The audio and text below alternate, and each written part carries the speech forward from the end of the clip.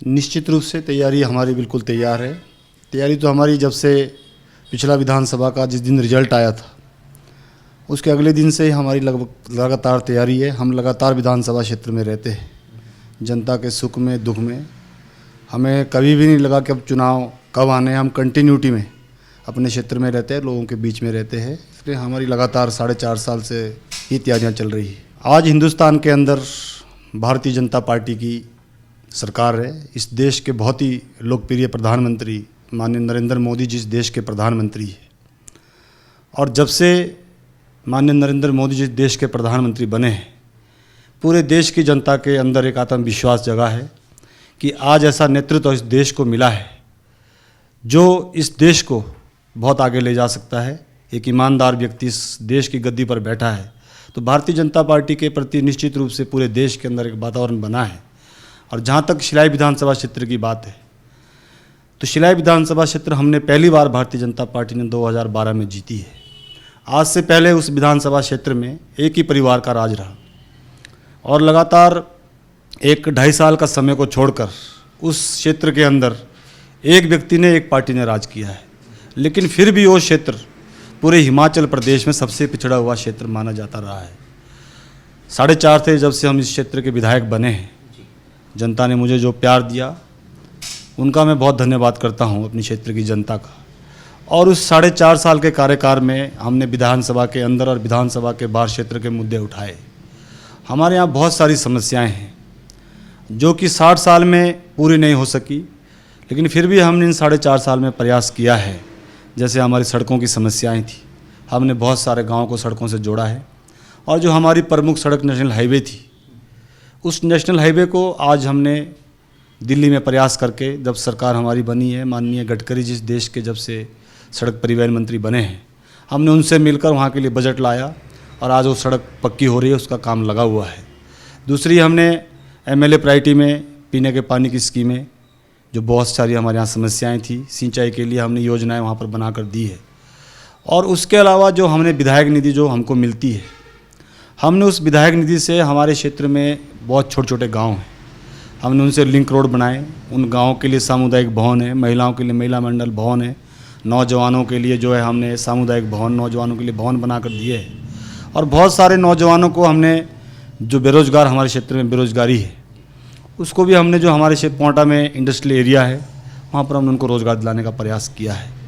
और निश्चित रूप से शिलाई क्षेत्र की जनता को पहली बार पता लगा है कि विधायक के पास क्या क्या सुविधाएं होती है, विधायक जनता के लिए क्या क्या कर सकता है, विधायक के पास क्या क्या फंडिंग होती है। आज से पहले हमारे क्षेत्र में इस बात का पता भी नहीं था, क्योंकि जो आज से पहले जनप्रतिनिधि रहे वो कभी क्षेत्र में आते नहीं थे। जीतने के बाद वो शिमला बैठ जाते थे, मात्र 6 महीने में, साल में 1-2 दिन के लिए आना और रेस्ट हाउसों में बैठ कर चले जाना। आज वहाँ की जनता को पता लगा है कि हमारा जो जनप्रतिनिधि है वो हमारे सुख में दुख में हमारे बीच में रहता है, हमारे बीच में उठता है, बैठता है, खाता है, पीता है। तो ये एक अपने आप में एक बहुत बड़ा बदलाव इस क्षेत्र में है।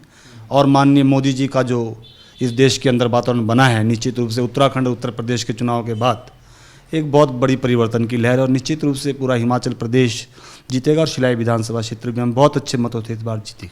आज भी सरकार से हमारी लगातार 4.5 साल ये लड़ाई रही। विधानसभा के अंदर हमने लगातार उनसे लड़ाई लड़ी। हमारी जो MLA प्राथमिकता की स्कीमें हैं, हम हर साल 6 स्कीमें उसमें डालते हैं, लेकिन आज भी हमारी लगातार लड़ाई के बाद भी PWD विभाग में एक भी DPR बनकर तैयार नहीं हुई। उसके पीछे सरकार है, वो नहीं चाहती कि ये विधायक के टाइम से काम हो। उसके अलावा जो हमारी पीने के पानी की थी, सिंचाई की स्कीमें थी, वो हमने लड़कर कुछ स्कीमें की DPR बनकर तैयार करवाई है, लेकिन उसके बावजूद भी अभी हमारी बहुत सारी स्कीमें पेंडिंग है। विधायक निधि हमारे पास होती है, उसमें वो प्रयास करते हैं और डंगा डालने का, कई बार उसमें क्वारीज लगा देते हैं, लेकिन फिर भी हमारे साथ जनता का सपोर्ट है, और उस सपोर्ट से हमने अपने प्राथमिकता के आधार पर जो हमारे कार्य है वो बनाए हैं। बाकी जो वहाँ के हमारे पूर्व के कांग्रेस के प्रत्याशी रहे, वर्तमान में वो सरकार में चेयरमैन हैं, उन्होंने बहुत प्रयास किया है डंगे डालने का। जहाँ हम सड़कें लोगों की बनाते हैं, वहाँ पर वो कोई ना कोई फॉरेस्ट की कार्रवाई करवाने का प्रयास करते हैं और सड़कें रुकवाने का कार्य करते हैं। लेकिन आज उस क्षेत्र की जनता इस बात को जान चुकी है। आज वहाँ का नौजवान वो बहुत जागरूक हो गया है, उनको पता लग गया है, क्योंकि आज सोशल मीडिया का ज़माना है। सोशल मीडिया के माध्यम से हर बात आज हर क्षेत्र में हर नौजवान तक पहुँच रही है, और उसका परिणाम जो है वो जनता आने वाले समय में इनको देगी, जो इन्होंने डंगा डालने का प्रयास किए। इस विषय में मैं ज़्यादा कुछ नहीं कहूँगा, क्योंकि हमारा इतना बड़ा अभी कद नहीं है। हम अपने विधानसभा क्षेत्र तक सीमित है और हम अपने विधानसभा से बाहर वो बड़े हमारे सभी वरिष्ठ नेता है। आदरणीय नड्डा जी हमारे देश के बड़े नेता है, आदरणीय धूमल जी हमारे प्रदेश के बड़े नेता है, और पार्टी ने किसको क्या जिम्मेदारी देनी है वो निर्णय निश्चित रूप से हमारी प्रदेश का संगठन है, राष्ट्रीय संगठन है, वो उनके लेवल की बात है, उसमें हमारा कुछ ज़्यादा कुछ कहना नहीं है। आज जो कांग्रेस की परिस्थिति इस प्रदेश के अंदर है वो किसी से छुपी हुई नहीं है। पिछले 4.5 साल के अंदर जिस तरह से कांग्रेस की जो वर्तमान सरकार है, वर्तमान मुख्यमंत्री है, किस तरह से उनके ऊपर भ्रष्टाचार के आरोप लगे हैं। आज CBI के उनके ऊपर केस चले, ED का उनको समन जारी हो रहे हैं, तो उन्होंने प्रदेश का विकास नहीं और अपने आप बचाने में उन्होंने पूरा समय लगा दिया है। और जो उनका संगठन है, संगठन और उनमें लगातार विरोधाभास चला रहता है। अभी भोरंज का उपचुनाव भारतीय जनता पार्टी ने जीता है, उस चुनाव को लेकर भी किस तरह से उनके अंदर लड़ाई हुई है। वीरभद्र जी कह रहे हैं कि संगठन की वजह से हम हारे, और संगठन कह रहा है कि उनकी वजह से हम हारे हैं। तो आज निश्चित रूप से वो चीज़ दिख रही है कि कितना पार्टीशन उनके अंदर हो गया है। और आने वाले समय में तो जैसा प्रदेश का वातावरण बना है, कांग्रेस मुझे लगता है कि 10 से भी कम सीटों पर इस प्रदेश के अंदर रहने वाली है, और भारतीय जनता पार्टी 60+ जो है इस प्रदेश के अंदर जीत कर आएगी।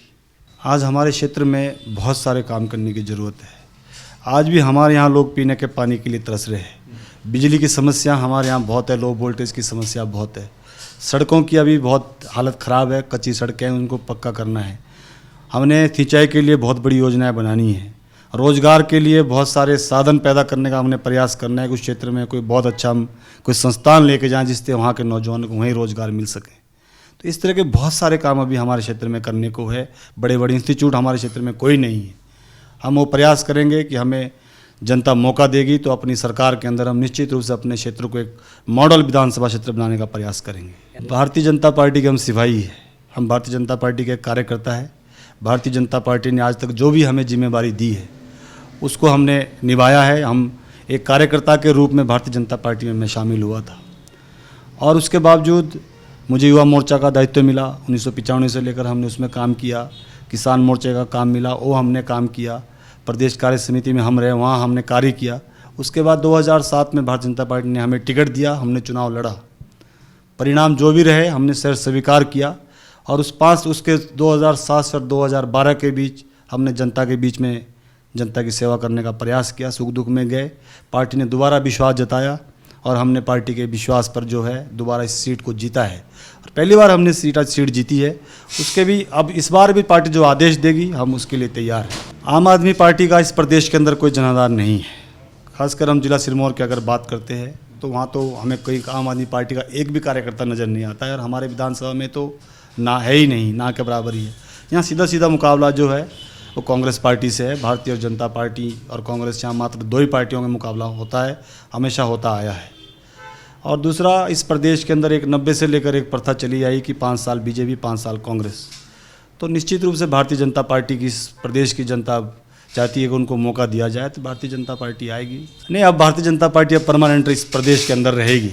उसका कारण है कि इस देश के अंदर जो मजबूत नेतृत्व मिला है, माननीय नरेंद्र मोदी जी, माननीय अमित शाह जी के नेतृत्व में पूरा देश आज आगे बढ़ रहा है, तो उससे निश्चित रूप से अब भारतीय जनता पार्टी के प्रति हर व्यक्ति का एक मनोबल बढ़ा है, आत्मविश्वास जगा है। और अब भारतीय जनता पार्टी वो भी यहाँ पर जो है वो विश्वास तोड़ेगी, और लगातार भारतीय जनता पार्टी यहाँ पर सत्ता में रहेगी। Thank you.